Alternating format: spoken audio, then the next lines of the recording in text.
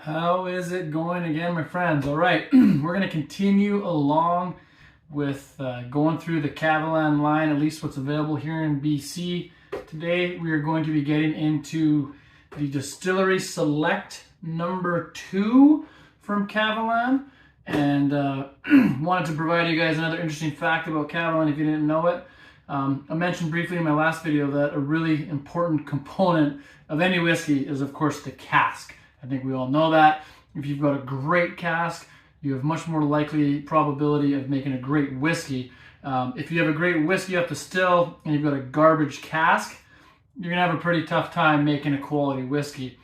Kavalan probably has some of the best casks out there. In fact, they're really well known in the industry to outbid other distilleries, and don't necessarily make friends with other distilleries because they're willing to outbid other distilleries to ensure that they have the absolute best quality casks in the business, which allows them to create high quality whiskeys, which of course is very, very important.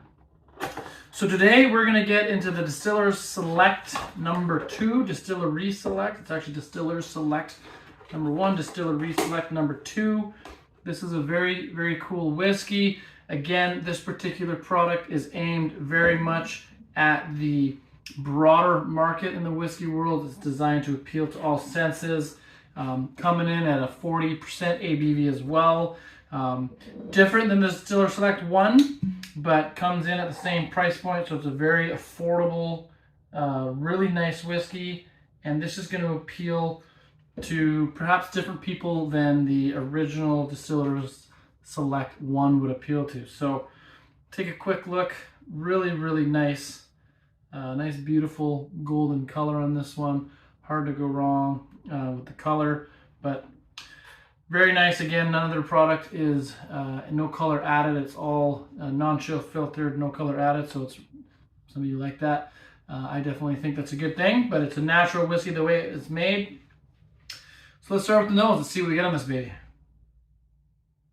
So still relatively light on the nose. It's not too strong. Again, part of that's because of the 40% ABV, but pulling out some kind of grassy notes, some kind of earthy tones. There's still some fruitiness in there, still a little bit of caramel and toffee, a little bit of oak, but it's definitely got a different nose than the Distiller Select No.1. So as a No.2, it is going to provide a different flavor profile. So let's get into that.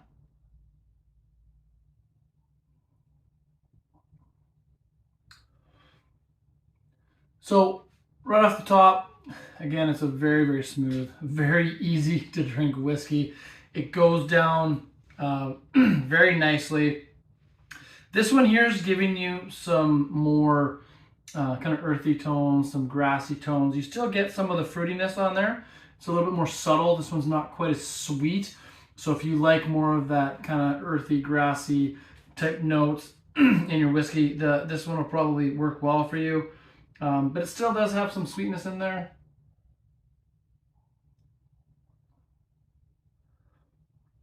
It's a little bit drier. It's almost got like some white wine kind of components in it too. So a little bit drier, maybe some kind of dried grapes or a little bit of dried fruit. But a really, really nice whiskey. Again, great price point for this one. Cool little bottle, just like the Distiller Select 1, but it's a nice little bottle. It's unique.